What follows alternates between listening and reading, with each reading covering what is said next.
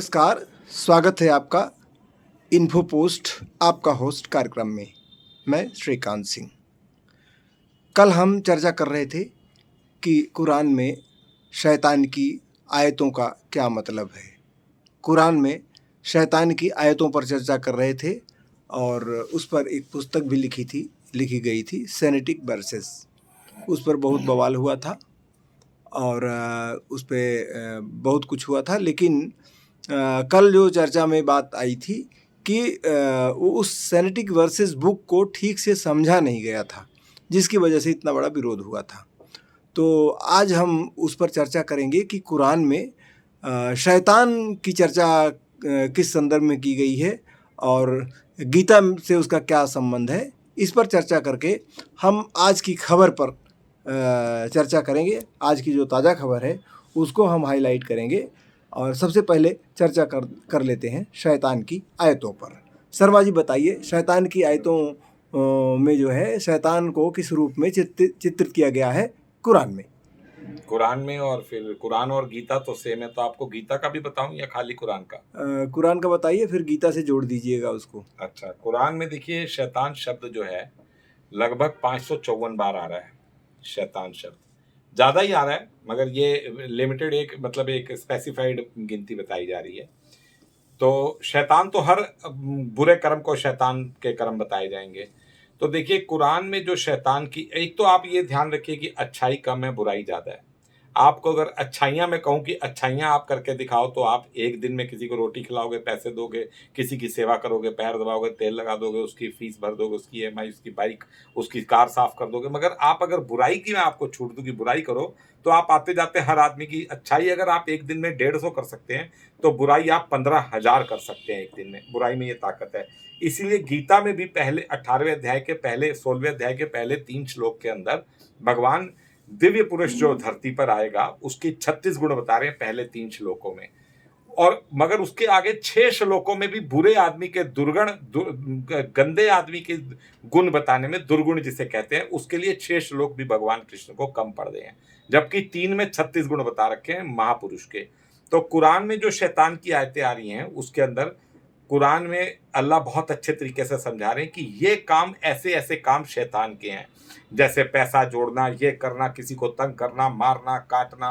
तो शैतान के ऊपर मैं एक वीडियो देख रहा था मौलाना की, तो उसने कहा था भाई शैतान भी जो टॉयलेट में लिख देते हैं, जैसे ट्रेनों में, रेलों में, यहाँ वहाँ शैतान शैतान लिख देते हैं, शैतान ये कर रहा है शैतान।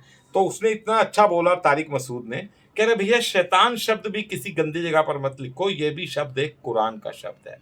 तो देखिए समझाने वाले तो पूरी ताकत लगाकर अच्छी से अच्छी बात समझा रहे हैं, मगर शैतान शब्द जो है कुरान में उसका जो जिक्र आ रहा है बार बार, और गीता में भी उसका जिक्र आ रहा है। तो कुरान में सज्जन व्यक्ति के गुण अगर 300 बताए गए हैं, तो दुर्गुण व्यक्ति के गुण, दुर्गुण जो है, जो गलत मनुष्य है, उसके 600 से ज्यादा बता रखे हैं कि ये ऐसे करता है, ये काटता है, ये जिहाद करता है, ये इसके नाम पे वो करता है, उसके नाम पे ये करता है, पाप करता है। तो पापी व्यक्ति जो है वो ज्यादा है। ये कुरान के अंदर इसका भी जिक्र है और गीता के अंदर भी इसका जिक्र है। तो हम इसके बाद आ जाते हैं कि आज की जो सत्ता की सियासत पर जो ताज़ा घटनाक्रम है। आज समाजवादी पार्टी ने, या यूं कहिए कि पूरा इंडिया गठबंधन ने जी एक प्रेस कॉन्फ्रेंस करके सबूतों के साथ आरोप लगाया है कि सत्ता पक्ष जो है चुनाव के दौरान जो मतदाता सूचियां हैं उसमें गड़बड़ी करा रहा है। एक एक नाम से 3-3 वोट बनाए गए हैं। तो इसको आप किस रूप में देखते हैं कि कौन सी शैतानी ताकत है जो कि इस लोकतंत्र को जो है मजाक बना रही है? देखिए शैतानी ताकत की जहां बात आती है तो मोदी की शैतानी ताकत सबसे ज्यादा है। धर्म के नाम पे गुमराह करके लोगों को फाड़ के, मतलब अभी तो मैं कोई वीडियो देख रहा था कि पता नहीं, कह रहे थे कि ये मुगलिया सल्तनत और मनमोहन सिंह ने भी, कांग्रेस ने ये नहीं किया, जमीनें किसकी हैं, तो मुसलमानों की, ये किसकी हैं। तो उसमें लास्ट में वो कह रहा था भाइयों बहनों आपके मंगल सूत्र को भी ये छीन लेंगे। तो इसमें जो शैतानी ताकत जो सबसे ज्यादा हावी होकर जो पब्लिक को गुमराह करके सबसे ज्यादा धर्म का सहारा लेकर, मतलब कहाँ गया वो चुनाव आयोग, वो सब तो चलो पॉलिटिक्स की बातें, झोपड़ी है यहाँ पर मेरी, मैं 8 घंटे यहाँ पूजा करता हूँ डेली, तो यहाँ पर कुछ शब्दों का लिमिटेड इस्तेमाल करना होगा। तो शैतानी ताकत सबसे ज्यादा तो मोदी के अंदर है। उस शैतानी ताकत से वो जो शक्ति का राहुल गांधी ने कहा कि सनातन धर्म एक शक्ति है, उस शक्ति को कैसे मोदी ने पलटकर माँ बहन की शक्ति, माता शक्ति, इसका निरादर, मतलब जो कोई मुझे 10 लाख रुपए देकर भी गए कि तुम सनातन धर्म के लिए ऐसी एक बुरी बात करो कि सनातन धर्म को फट से गाली देते हैं, मैं नहीं बोल सकता ये शब्द, ये तो मोदी ने बोला तो ये रिपीट कर रहे हैं। तो देखिए संत जो कहते हैं अच्छे और बुरे आदमी की पहचान क्या है, तो कहते हैं अच्छे और बुरे आदमी की केवल ये पहचान है कि जो व्यक्ति बुरी बात को भी अच्छे तरीके से बोले, वो है अच्छा आदमी। तो यहाँ देखिए अगर कोई समाजवादी पार्टी नकली लिस्टों को रख रही है या मोदी रख रहा है, तो ये तो देखिए इन सबका बाप है मोदी। मोदी अपने ढंग से ज्यादा असरदार वो बुरे कर्म कर रहा है चुनाव में जीतने के लिए। अब देखिए सहारनपुर में मैं रैली देख रहा था, उसकी वीडियो पे योगी की झंडे ही झंडे, लाखों करोड़ों अरबों रुपए के झंडे लहरा रहे हैं, ढोल बांडे बैंड बाजे, क्योंकि इनको दिखाई दे रहा है अपना पहले चरण में कि इनकी वो हवा नहीं है जो हवा बन सकती थी। उसके लिए लोग हैरान भी हैं, यहाँ वहाँ वीडियो चैनल्स, यूट्यूब चैनल्स भी बता रहे हैं। चलो वो सारी बातें पॉलिटिक्स की नहीं करेंगे डिस्कस, बड़ी पवित्र जगह है। मगर जहां तक रही कि गीता और कुरान सेम किताब है, तो कुरान में भी इसका जिक्र है कि जो गलत तरीके से जो चुनाव जीतते हैं, जो गलत तरीके से सत्ता को हथियाते हैं, लोगों का माल हड़प जाते हैं, इस बारे में कुरान तो खैर अपने आप में एक चमत्कारी किताब है, जिसमें मैं बताता हूँ कि कुरान ही एक ऐसी धरती पे किताब है जो कहती है हाकिमों की मानो। हाकिम मतलब सिपाही, दरोगा, तहसीलदार, SP, DSP, DCP, DM, collectorate, इनकी बातें मानो। इनकी बातें नहीं मानोगे तो फिर ये सख्ती करेंगे, इनकी सख्ती जायज होगी। तो देखिए कुरान हर तरीके से अच्छी अच्छी बातें बता रही है। तो ये जो शैतानी ताकतें हैं चुनाव में, ये शैतानी ताकतें क्योंकि व्यवस्था खराब हुई पड़ी है, जड़ ही खराब हुई पड़ी है। 10 साल से मोदी बैठे हैं, उसे ये नहीं पता कि जो 1 करोड़ पेंडिंग केस थे वो 4 करोड़ हो गए, 4 करोड़ पेंडिंग केस थे वो 6 करोड़ हो गए, मुकदमों पर कोई ध्यान नहीं दे रहा, कोर्ट कचहरियों पे कोई ध्यान नहीं दे रहा। 80 करोड़ पब्लिक का पैसा, 80 करोड़ परिवारों में जो पैसा बच सकता है, वो 22 परिवार भारत के लिए बैठे हैं। तो व्यवस्था में बंटवारा नहीं, सिस्टम में सही बंटवारा नहीं, जो जहां बैठा है झपट्टे मारने लगा। तो ये सारी शैतानी ताकतें, मगर ईश्वर की ये लीला बड़ी गजब की है। ईश्वर जब देखते हैं नाक पे पानी आ गया, जो धर्म में यदा यदा ही धर्मस्य गीता कहती है कि जब जब धर्म की हानि होगी, गरीबों को सताया जाएगा, बेकसूरों संतों को दबाया जाएगा। तो ये देखिए भाजपा क्या कर रही है, संतों को दबा रही है, संतों को दबाकर बेकसूरों पे अत्याचार कर रही है। तो ये भगवान अपनी लीला दिखाते हैं, जो प्रेम भूषण महाराज बार बार कहते हैं कि सनातन धर्म का किसी को ठेका लेने की जरूरत नहीं है।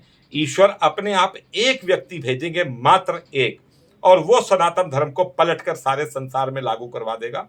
तो ये जो बीजेपी सनातन धर्म का ठेका उठाती घूम रही है, ये सनातन धर्म ही बहुत जल्दी बीजेपी को ले डूबेगा। तो आम जनता क्या करे? आम जनता आज की स्थिति में ये है कि असहाय सी हो गई है, सारी संस्थाएं असहाय हो गई हैं और सब हर तरफ जो है असहाय जैसी स्थिति हो रही है। तो ऐसे में कुरान के संदर्भ में क्या परिणाम होने जा रहा है इस चुनाव में? ये जो 2024 का चुनाव है, इसमें क्या कुछ होने जा रहा है? क्या शैतानी शक्तियाँ और शुभ नहीं, शक्तियाँ दोनों टकरा रही हैं? तो इस टकराव का परिणाम आप क्या देख रहे हैं? देखिए सत्य और असत्य की लड़ाई चलती आई है रामायण के जमाने से, महाभारत के जमाने से। सत्य और असत्य, सत्य की असत्य पर विजय, यही चल रही है। तो ये जो चुनाव चल रहा है इस वक्त, लगभग 60 देशों में चुनाव हो रहे हैं। 2024 में 60 देशों में चुनाव हो रहे हैं, आधा वर्ल्ड इस वक्त चुनाव में लगा हुआ है। और वहां पर देखिए भगवान ने अपनी लीला रच दी है। भगवान ने मेरे साथ 6 अक्टूबर 2016 को जो ब्रह्मांड यात्रा कराई, उसमें फिर कुरान में लिखा हुआ है कि ये सब काम 3 से 9 साल में होंगे। तो 3 साल तक तो मैं बड़ा हैरान रहा। 3 साल तक मैं सोचता रहा, यार राम है ना, कृष्ण है ना, अल्लाह कैसे, यार गीता है ना, रामायण है ना, कुरान कैसे। तो लगभग जब मेरे साथ वो घटना घटी, 50 सेकंड में मैं स्वर्ग नर्क देख कर आया, भगवान से मिलकर आया, सारा ब्रह्मांड बनते हुए देखा, ब्रह्मांड का सारा डाटा मुझे बताया गया। मैं भगवान का जो घर है, जिसे हम बैकुंठ बुलाते हैं और मुसलमान जिसे अर्श बुलाते हैं, भगवान का घर, तो वहां जब मैं घूमा तो वहां पर फिर मेरे दिमाग में डाला गया कि मोहम्मद ने क्यों धोखा दिया, तुम कुरान पढ़ोगे, कुरान पढ़ के तुम बताओगे कुरान में क्या लिखा हो। तो मैंने धरती पे आकर सबसे पहले कुरान खरीदी निजामुद्दीन से। 10-15 दिन तो मैं गुमसुम रहा, तो वो जो भगवान थे, मैं उनसे भगवान से आमने सामने मिला। भगवान ने फिर मेरे दिमाग में कुछ प्रोजेक्ट्स डाले। तो भगवान बात तो नहीं कर सकते क्योंकि भगवान का साइज लगभग 500 बिलियन लाइट ईयर है। अगर 125 बिलियन लाइट ईयर बड़ा है नासा के मुताबिक ब्रह्मांड। अब एक्चुअल साइज क्या है ये तो जितना वो बताएंगे उससे 3 गुना बड़े भगवान है। तो जो गीता के 7वें अध्याय के 7वें श्लोक में आता है कि ए अर्जुन देख सकल ब्रह्मांड मेरे शरीर के इर्द गिर्द मणियों सी माला सा गुंदा हुआ है और लटका हुआ है। तो ये देखिए जब ब्रह्मांड में सारा घूम कर आया तो मैंने देखा, फिर उसके बाद मैंने तैयारियां शुरू की। तो 3 साल लगे मुझे समझने में कि अच्छा कुरान एक इबादत की किताब नहीं है, कुरान इबादत की किताब नहीं है, कुरान एक प्रोजेक्ट रिपोर्ट बुक है, इसको टास्क वर्क है। कुरान जब जब धरती पे जो धर्म, जो भी दीन, जो भी धर्म अत्याचार अन्याय करता है तो कुरान ट्विस्ट करके उस धर्म को छोड़ देती है, उस धर्म को खत्म कर देती है। तो देखिए कुरान इस वक्त इस्लाम को खत्म करने का बीड़ा उठा चुकी है और अल्लाह ने मुझे इसके लिए चुना है। 6 अक्टूबर 2016 को 51 सेकंड में मैं सारा जन्नत जहन्नम देख कर आया, अल्लाह से मिलकर आया, अर्श में घूम कर आया। मोहम्मद के बारे में मेरे दिमाग में डाला गया कि मोहम्मद ने क्यों धोखा दिया दुनिया को, वो तो कहता था जन्नत के दरवाजे बंद हो गए, तुम यहाँ कैसे घूम रहे हो। ये वो चलो वो बात की बातें हैं, वो तो मैंने याचिका लगा रखी है सुप्रीम कोर्ट में, मेरी जिस दिन सुनवाई हो जाएगी उसी दिन संसार के सामने एक खेल आ जाएगा। बाकी मैं बार बार कह रहा हूं गीता भी और कुरान भी सेम, दोनों साइंस से भरी हुई हैं, दोनों के अंदर साइंस की बातें हैं। बस ये कि इसको पढ़ केवल वही सकता है सही ढंग से जो भगवान से मिलकर आएगा। तो यही बात मैं बता रहा हूँ कि कुरान में भी साइंस है और गीता में भी साइंस है। अभी आपने एक बहुत बड़ी बात कही है कि भगवान का साइज जो है वो अकल्पनीय है। कितना बड़ा है उसकी कल्पना भी नहीं, 500 बिलियन लाइट ईयर लगभग, उसकी कल्पना नहीं की जा सकती जी। लेकिन आपने देखा होगा जी कि हर ऐरा गैरा नत्थु खैरा अपने को भगवान का अवतार, भगवान, मैं खुद आपको देख रहा हूँ, आप इतना करीब हैं, हाँ, मतलब सत्ता के, ईश्वरी सत्ता के इतना करीब है। आपकी मैं फोटो कहीं नहीं देखता हूँ, छोटी भी फोटो आपकी फोटो नहीं देख रहा हूँ, लेकिन आप अयोध्या की बात अभी कुछ दिन पहले की देखो तो हमारे प्रधानमंत्री मोदी का कटआउट भगवान से कहीं बड़ा दिखाया गया था। वो तो भगवान, ये इसको किस रूप में देखते हैं? मिलेगी मोदी को मिलेगी। देखिए जितने भी मोदी ड्रामे कर रहा है कि भगवान को दंडवत लेट के प्रणाम और भगवान हम ले आए, राम हम ले आए। अब ये देखिए हेमा मालिनी को वहां से टिकट दे दी, हालांकि नहीं मैं यहाँ कोई ऐसी बात नहीं करना चाहता, तो वो पूरा निरादर किया है। वृंदावन के सारे लोग चिल्ला रहे कि वृंदावन का निरादर किया है, वहां का मथुरा का इन्होंने, मतलब वहां के किसी यंग कैंडिडेट को देते जिसे वहां की समस्याओं का पता हो, ऐसे ही कंगना रावत को दे दिया। तो देखिए केवल एक धर्म का खेल लेकर जो मोदी खेल कर रहा है, इसी खेल में मोदी फंसेगा और बड़ी जल्दी फंसेगा। चलो ये खैर, ये यहाँ हम गीता और कुरान की बात करें, बाइबल की बात करें तो ज्यादा अच्छा है। बाकी हाँ ये है कि धर्म सबसे पुराना सनातन है, जिसे बाइबल भी बता रही है सबसे पुराना धर्म सनातन धर्म है, जिसे कुरान भी बता रही है, जिसे ओल्ड टेस्टमेंट, न्यू टेस्टमेंट, तौरात, सारे धर्म सारे आकर खत्म हो रहे हैं सनातन धर्म पे। सनातन धर्म एक पूजा पद्धति है और अल्लाह जो है, शंकर भगवान का नाम अल्लाह कह लो या वो कह लो, तो ये सारी बातें आएंगी। धर्म के कार्ड को जो खेलेगा वो धर्म की मार खाएगा और धर्म जितने मजे दिलाता है उतनी धर्म फिर उसमें सजा भी देता है। तो मोदी एंड टीम को बहुत जल्दी सजा मिलेगी, इसमें ज्यादा दिन दूर नहीं है। आप सुन रहे थे प्रवीण मीनू शर्मा जी को। हम इनके साथ रोज चर्चा करते हैं, उस दिन की एक छोटी सी खबर उठाते हैं, उस पर चर्चा करते हैं और उसको गीता और कुरान के हिसाब से उसको जस्टिफाई करते हैं। तो आज इस क्रम में जैसा कि हमारा संकल्प था कि हम आपको बड़े वीडियो में नहीं उलझाएंगे, और फिर भी कोशिश करते करते हमारा वीडियो जो है 13 मिनट से आगे जा रहा है। ये 14-15 मिनट का पूरा एडिट होके बनेगा, लेकिन हमारी कोशिश रहेगी कि आपको और छोटा वीडियो उपलब्ध कराएं ताकि आपका ज़्यादा समय ज़ाया ना हो। हमारी पूरी कोशिश रहेगी कि छोटा वीडियो बनाएं, लेकिन अभी शुरुआत में चीज़ें इतनी उलझी हुई हैं कि उनको ईश्वर से लेकर के और इस संसार में जो भी गड़बड़ियाँ हो रही हैं, जो भी दिक्कतें आ रही हैं, उन सबको उनके साथ समन्वय करने में थोड़ा टाइम लग रहा है।